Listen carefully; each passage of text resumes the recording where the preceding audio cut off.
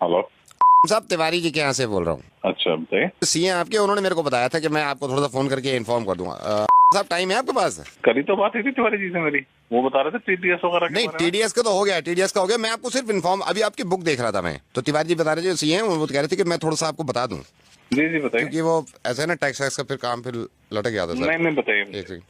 30% tax ये तो पे कर दिया सर हमने आपका, ठीक है सर। अच्छा, जी जी।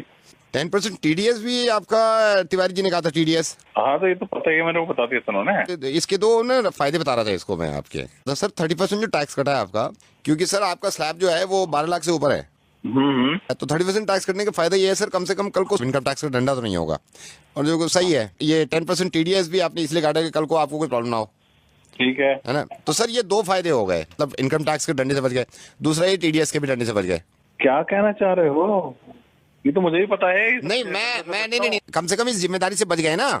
क्या कह रहे हो यार? सर मैं ये कह रहा हूँ, ये देने के बाद आपके ऊपर से जिम्मेदारी हट गई, आप कल को पागल है कि एक ही बात 30% को पकड़ लिया तूने? मेरे को पता नहीं है ये बात। ये तो पता है सर आपको।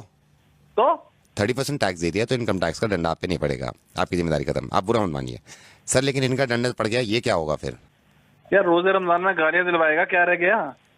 सर ये क्या? सर 2.5% ज़कात है? 2.5% ज़कात। साहब मैं माजरत चाहूंगा कि रोजे में मैं आपको ज्यादा बुलवा रहा हूँ, लेकिन ये 30% टैक्स दे दिया आपने, जो कि बहुत अच्छी बात है, क्योंकि एक उसूल है हिंदुस्तान का कि आप अगर 12 लाख से ज्यादा कमाते हैं तो 30% टैक्स देंगे, और देने के बाद मुतमईन हो जाते हैं इस बात से कि अब कोई जिम्मेदारी आपकी नहीं है, ना ही किसी चीज की पेनल्टी पड़ेगी। टीडीएस दे देते हैं आप 10%, साहब 2.5%, वो भी आपकी इनकम पे नहीं, आपकी सेविंग पे, सिर्फ 2.5% ज़कात, जो कि आप नहीं देते हैं। आप बिल्कुल ये मत समझिएगा कि मैं इस चीज के लिए शर्मिंदा करना चाह रहा हूं आपको, मैं नाम तक नहीं बता रहा हूं भाई। मैं सिर्फ ये कहना चाह रहा हूं कि अगर आप इनकम टैक्स नहीं देंगे तो उससे जाती तौर पर किसी एक इंसान को परेशानी नहीं होगी, वो हमारी मुल्क की तरक्की के आड़े आता है।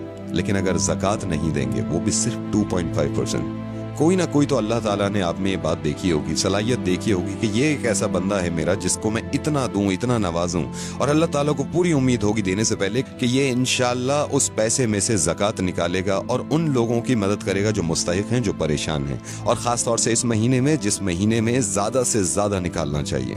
मैं माफ़ी चाहूँगा सबसे पहले कि मैं इस तरह आपको फ़ोन कर रहा हूँ।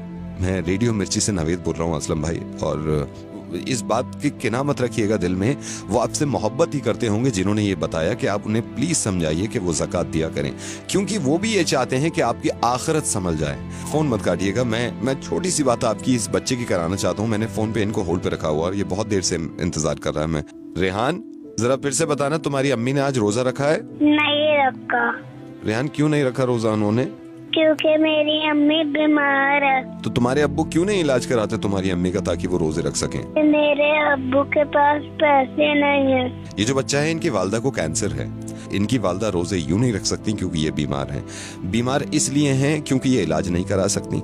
इलाज ये इसलिए नहीं करा रही क्योंकि इनके पास पैसे नहीं है। पैसे इसलिए नहीं है इनके पास भाई क्योंकि हम ज़कात नहीं देते हैं। बहुत मुमकिन था ये कि हम हॉस्पिटल के बाहर अपनी वालदा के साथ बीमार पड़े होते और हम इंतजार कर रहे होते कि कोई ज़कात दे, और इनके वालिद यहां बैठे होते जहां पे आप हैं, और ये अगर ज़कात ना देते और हम तक ना पहुंचती तो कैसा लगता?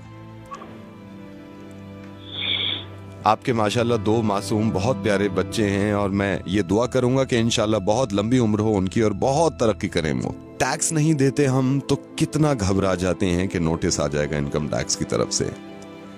ज़कात नहीं देते हम तो जिसकी माफी नहीं है और उस नोटिस का कोई बदल नहीं होगा।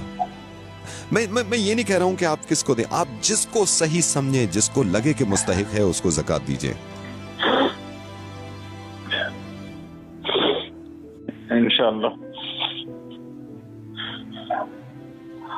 ज़कात जरूर दूंगा, और इस बच्चे को अगर जरूरत हो किसी चीज की तो मुझे जरूरत है। इस बच्चे को अब जरूरत नहीं है, इस बच्चे तक पहुंच गया। लेकिन हमारे ही हिंदुस्तान में बहुत सारे बच्चे ऐसे हैं जो इंतजार कर रहे हैं हमारी ज़कात का। अल्लाह ताला अजर दे आपको इस चीज का, आपने अपनी जिम्मेदारी पूरी करी। एक जिम्मेदारी आपकी बन जाती है। ये जो आपने सुना है इस चीज़ को दूसरों तक पहुंचाइएगा और यकीन मानिए इस बात का कि इतने अच्छे कौम में लोग हैं, उनके दिल इतने अच्छे हैं, कहीं ना कहीं वो या तो भूल जाते हैं या थोड़ा सा मिसगाइड हो जाते हैं। इंशाल्लाह ज़रूर लोग एक दूसरे की मदद करेंगे और ज़कात निकालेंगे। मैं इंशाल्लाह फिर आपसे बात करूँगा। अल्लाह हाफिज़।